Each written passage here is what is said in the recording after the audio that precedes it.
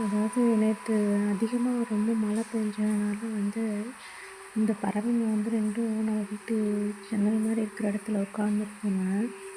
இது அதோட சேஃப்டிக்காக அழகாக உட்காந்துட்டு ரொம்ப நேரம் மழை கொஞ்சம் நின்னதுக்கப்புறம் 2மே பறந்து போச்சு.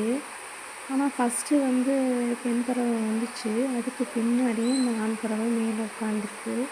அது இது கூடயே உட்காந்துச்சு. எப்பயுமே இதுங்கலாம் ஒன்றை விட்டு ஒன்று எப்பயுமே பிரியாது. அதாவது ஆண் பறவையாக இருந்தாலும் சரி, பெண் பறவையாக இருந்தாலும் சரி, 2 பேருமே சேர்ந்தே தான் வருவாங்க, சேர்ந்தே தான் போவாங்க.